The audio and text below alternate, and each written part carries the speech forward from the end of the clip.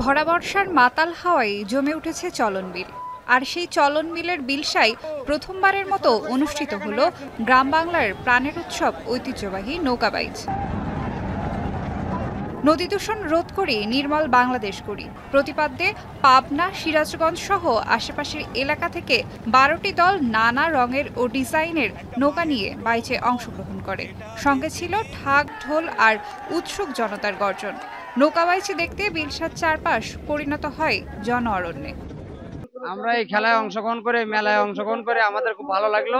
আমার জন্ম এই চলন বিলেই, আমি পরিবারের সবাইকে নিয়ে এসেছি, বাট আমার এই জীবদ্দশায় প্রথম এই নৌকাবাজ। আমার জীবনে ফার্স্ট নৌকাবাজ দেখা এবং আমার পরিবারের সবাইকে নিয়ে আমরা নৌকাবাজ দেখতে এসেছি। এটাই আমার প্রথম নৌকাবাজ দেখা, আমার অনেক ভালো লাগছে। আমাদের জেলা প্রশাসকের কাছে আমাদের মানে আবদার বলতে পারেন, আবদার দাবি যেন তিনি প্রতি বছর আমাদের জন্য এই ধরনের আয়োজন করেন।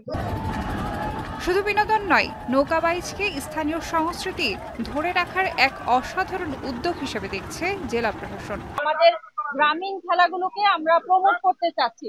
আমাদের এই নৌকাবাইজ আয়োজনের মাধ্যমে এখানে যারা অনেকদিন ধরে নৌকাবাইজ দেখা থেকে বঞ্চিত ছিল, তারা এই নৌকাবাইজ দেখার একটা সুযোগ পেয়েছে। আমরা চাই এভাবে নির্মল আনন্দ মানুষ উপভোগ করুক। প্রতিযোগিতায় বিজয়ীদের মধ্যে পুরস্কার বিতরণ করেন রাজশাহী বিভাগীয় কমিশনার সহ অন্যান্য অতিথিরা। এখন নাটোর।